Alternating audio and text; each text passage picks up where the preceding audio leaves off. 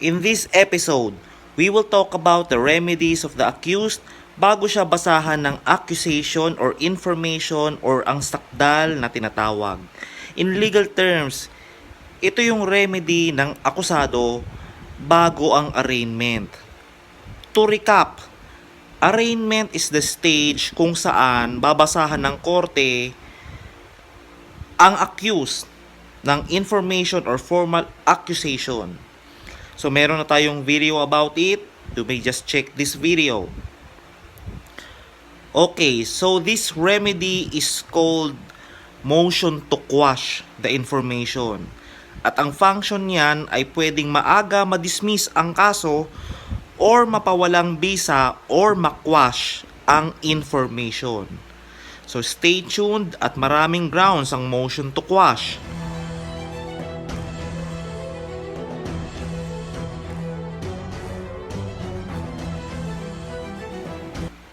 So ito yung mga tatalakayin natin for your guidance. Kailan pwedeng mag-file ng motion to quash and what are the grounds? Okay, so dito muna tayo sa una. Kailan fina-file ang motion to quash? Okay, first, ang nagfa-file ng motion to quash ay ang abogado ng akusado. Ang unang stage sa criminal proceedings ay ang arraignment. Dito binabasahan ng information si akusado para malaman niya ano ba ang kinakaharap niya. So ayon sa rules, ang motion to quash ay dapat fina-file bago ang arraignment. So yung tanong nyo, paano kung hindi ma-file before the arraignment? Yan ang next nating i-discuss kasabay ang mga grounds for a motion to quash. Okay, i-discuss muna natin yung grounds. Nandyan yan sa Section 3, Rule 117 of the Rules of Court or Rules of Criminal Procedure. So, fa-flash ko sa screen, but of course, we will discuss each ground. So, ayan. First, that the facts charged do not constitute an offense. Sa madaling sabi, yung akusasyon sa'yo ay wala namang krimen na nabanggit. Next, that the court trying the case has no jurisdiction over the offense charge. Meaning, walang kapangyarihan ang korte na dinggin yung kaso dahil wala silang jurisdiction or kapangyarihan doon sa offense charge. Later ko ipapaliwanag. O next, that the court trying the case has no jurisdiction over the person of the accused. Ibig sabihin, ang korte hindi dapat dinggin ang kaso laban sa akusado dahil si akusado dapat nasa jurisdiction niya ng ibang tribunal. Next, that the officer who filed the information had no authority to do so. Ibig sabihin, yung nag-file ng information ay hindi otorisado. Next, that it does not conform substantially to the prescribed form. Ibig sabihin, hindi nasunod yung tamang form na prescribed under the rules. Next, that more than one offense is charged except when a single punishment for various offenses is prescribed by law. So, madaling sabi lang, more than one offense yung china-charge sa'yo sa isang information. Next, that the criminal action or liability has been extinguished. Ibig sabihin, prescribe na o naglaps na yung karapatan mo na maghabol o magdemanda. Kasi may mga krimen na naglalaps lang yan after 1 year or meron dyan 2 months. Next, that it contains averments which, if true, would constitute a legal excuse or justification. Next, that the accused has been previously convicted or acquitted of the offense charge or the case against him was dismissed or otherwise terminated without his express consent. Yan yung tinatawag na double jeopardy.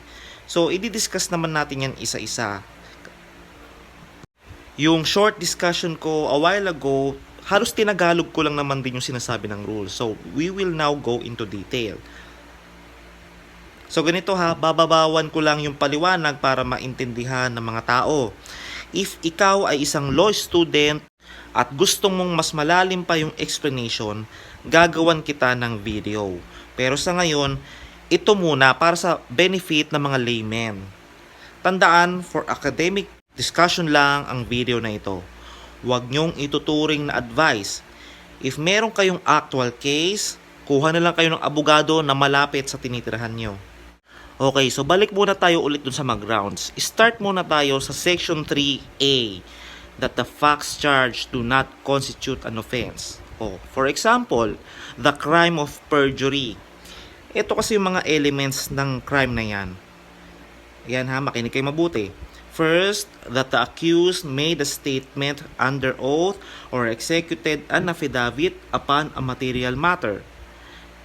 B, that the statement or affidavit was made before a competent officer authorized to receive and administer oath. C, that in the statement or affidavit, the accused made a willful and deliberate assertion of a falsehood, and that the sworn statement or affidavit containing the falsity is required by law or made for a lawful or legal purpose. So Tagalogin natin ha. Explain natin ng in Tagalog lang. Ngayon, ang akusasyon sa information ay ganito. Na si Juan ay kinakasuhan ng perjury dahil sa gumawa siya ng affidavit na notaryado ng notary public para sa pag-a-apply ng loan sa bangko. So ang problema dyan, ang kulang dyan ay the deliberate assertion of falsehood. Okay? So, ibig sabihin, kulang yung mga elements na mag-define ng perjury. So, ayan yung ibig sabihin that the facts charged do not constitute an offense. So, warning lang, pag ito ang ground sa motion to quash, okay, hindi naman basta yan i-dismiss ng korte. Instead, yung court, mag-order lang yan doon sa prosecutor na amendahan yung information para maitama yung pag-charge ng offense. So, Section 3B na tayo. Wala daw jurisdiction yung court. Madali lang naman tong ganito eh. Ganito yan ha. Pag 6 years or less ang penalty ng isang krimen, ang may jurisdiction dyan ay yung mga lower courts o yung Metropolitan Trial Court. Ito yung mga simpleng kaso na tulad ng oral defamation. Halimbawa, minura mo lang yung kapitbahay mo. Ayan, oral defamation. Pag more than 6 years, tulad ng murder, rape, illegal drugs, sa regional trial court, yung mga kaso na yan. Okay, pagka self-explanatory naman yung ground for motion to quash, let's just skip it. Punta na tayo sa Section 3D. Yung officer daw na nag-file ng information, wala daw authority. Okay, papaliwanag ko lang. Yung information kasi dapat pinipirmahan yan ng hepe or yung chief ng prosecutor's office. Halimbawa, sa Parañaque, hindi pwede na ang pumipirma lang dyan ay yung mga junior na fiskal. Okay? Next. Section 3E. Hindi daw nagko-conform substantially doon sa prescribed form itong information. So ano pa yung prescribed form? So makikita natin yan sa Section 6, Rule 110 ng Revised Rules of Criminal Procedure. Ang information ay sufficient pag nilalaman niya itong mga to. Okay, so the name of the accused, designation of the offense as given by the law, the acts or omissions complained of as constituting the offense, the name of the offended party, the approximate date of the commission of the offense, and the place where the offense was committed. Dito na tayo sa 3F, that more than one offense is charged. Okay? So halimbawa lang naman yan, hindi ka pwedeng i-charge ng estafa tas biglang merong illegal sale of drugs. So bawal yan. So 3G, ito yung prescription o paglapse ng iyong karapatan sa pag-file ng criminal case. Halimbawa, sa crime na falsification. Yung krimen kasi na yan, dapat yan, magfa-file ka ng kaso within 10 years from the commission of that crime or from knowledge of the commission of that crime. Pagka more than 10 years na hindi ka pa nagfa-file, so expired na o prescribed na yung right mo to file this criminal case. So dito na tayo sa 3I. Ito yung double jeopardy. O simplihan lang natin. Example, si A inestafa si B noong October 10, 2023. Ngayon si A na-acquit. Tapos si B biglang may natuklasang ebidensya laban kay A. So, hindi na pwedeng buksan pa yung kaso kasi nga na-acquit na si A. Yan yung pinakasimple kong example para mapaliwanag sa itong double jeopardy.